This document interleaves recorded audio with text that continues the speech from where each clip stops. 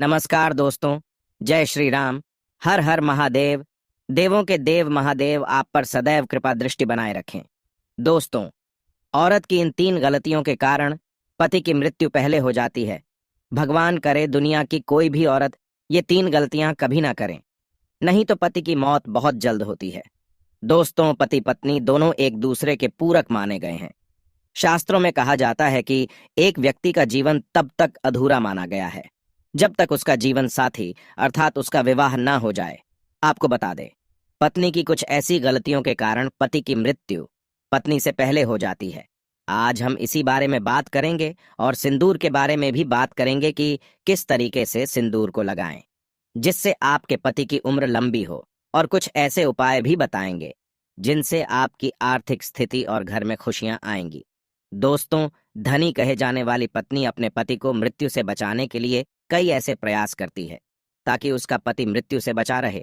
जैसे करवा चौथ का व्रत रखना, कई पूजा पाठ करना, तीर्थ यात्रा करना, बट सावित्री का व्रत रखना आदि शामिल हैं। लेकिन फिर भी वृद्ध होने से पहले पति की मृत्यु हो जाती है। गरुड़ पुराण में बताया गया है कि जब कोई पत्नी ये 3 गलतियां करती है तो उसका पति मृत्यु को प्राप्त होता है, अर्थात पत्नी से पहले युवा अवस्था में उसकी मृत्यु हो जाती है और पत्नी को युवा अवस्था में ही अकेला रहना पड़ता है। ऐसी स्त्रियां अपने पति से वंचित रह जाती हैं। अगर आप भी ये 3 गलतियां करती है तो इस वीडियो को अंत तक जरूर देखें। आपसे एक विनती है, हमारा यह चैनल सनातन धर्म व हिंदू समाज की आस्थाओं पर आधारित है। अगर आप भी इन आस्थाओं में विश्वास रखते हैं तो कृपया हमारे चैनल को सब्सक्राइब जरूर करें और इस बेल आइकन को जरूर प्रेस करें। तो आइए जानते हैं गुरु जी ने इस बारे में क्या कहा है। दोस्तों, गरुड़ पुराण में पत्नी से पहले पति की मृत्यु के 3 रहस्य बताए गए हैं। सबसे पहला, जब कोई नारी खास तौर पर करवा चौथ पर या बट सावित्री के व्रत में या कोई भी पति के लिए अगर आपने व्रत रखा है और आप चुपके से भोजन ग्रहण कर लेते हैं, अर्थात पानी भी अगर पी लेते हैं, तो इससे निकट भविष्य में पति की मृत्यु अवश्य पूर्वक हो जाती है। मन में भोजन के लिए लालसा भी व्रत के दौरान नहीं रखना चाहिए। ऐसी महिला को कई जन्मों तक पति से वंचित रहना पड़ता है। शास्त्रों में कहा जाता है कि व्रत के दौरान जब कोई नारी व्रत को चुपके से तोड़ देती है और किसी को पता तक नहीं लगने देती तो फिर भी पति की मृत्यु युवा अवस्था में हो जाती है। पुराण में बताया गया है कि जब कोई नारी अपने पति की लंबी उम्र के लिए व्रत रखती है तब उसको भोजन ग्रहण नहीं करना चाहिए, अर्थात व्रत को श्रद्धापूर्वक करने के बाद ही व्रत तोड़ना चाहिए। तभी ही पति की आयु लंबी होती है और निकट भविष्य में पति पत्नी दोनों में दरार नहीं पड़ती बल्कि प्यार और बढ़ जाता है। इससे पति की आयु बढ़ती चली जाती है और 7 जन्मों तक का साथ मिल जाता है।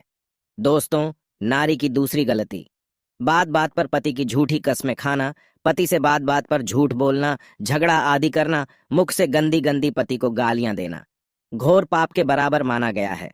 ऐसा माना जाता है कि निकट भविष्य में ऐसे रिश्ते टूटकर बिखर जाते हैं और युवा अवस्था में पति की मृत्यु हर हाल में हो ही जाती है। कई लोग करवा चौथ का व्रत रखते हैं और श्रद्धापूर्वक इस व्रत को निभा भी लेते हैं, परंतु बात बात पर पति की झूठी कस्में खाना और गंदी गंदी गालियां देना, पति को लातों से मारना, बात बात पर परेशान करना, तो इससे पति की मृत्यु जल्दी हो जाती है और ऐसी नारी को गरुड़ पुराण के अनुसार पति से हमेशा के लिए वंचित रहना पड़ता है, क्योंकि पति परमेश्वर का रूप है। दोस्तों, नारी की तीसरी गलती, गरुड़ पुराण में बताया गया है कि जब कोई नारी मांस का सेवन करती है तब उसके पति पर कष्ट आते हैं और उसकी मृत्यु युवा अवस्था में हो जाती है। खासकर बृहस्पतिवार के दिन बाल धोने से पति की आयु और संतान दोनों की मृत्यु निकट भविष्य में हो जाती है। पति के होते हुए पराये पुरुष को देखने पर या संबंध स्थापित करने पर पति की मृत्यु युवा अवस्था में हो जाती है। जब कोई नारी अपना मंगलसूत्र उतार देती है और मांग भी सुनी रखती हो, ऐसे में हाथों में चूड़ियां, पैरों में पायल अगर कोई बहन नहीं पहनती हैं, तो इससे निकट भविष्य में यानी बुढ़ापा आने से पहले पति युवा अवस्था में मृत्यु लोक को प्राप्त हो जाता है। पति से पहले भोजन करने वाली नारी का पति भी मृत्यु को प्राप्त हो जाता है। रात देर तक सोने वाली और सुबह देर तक उठने वाली नारी का पति भी युवा अवस्था में मृत्यु को प्राप्त हो जाता है। ऐसा कभी ना करे जो महिला हफ्ते के किसी भी दिन व्रत नहीं रखती हो, तो उसका पति भी मृत्यु को प्राप्त हो जाता है। दोस्तों, चाहे मर जाना, लेकिन गलती से भी माथे पर ऐसा सिंदूर कभी मत लगाना। जानिए सिंदूर कैसे लगाएं और क्या हैं इसके नुकसान फायदे। दोस्तों, नंबर 1, मान्यताओं के अनुसार जो स्त्री बीच मांग में सिंदूर लगाने की वजह किनारे पर लगाती है, तो उसका पति भी उससे किनारा कर लेता है।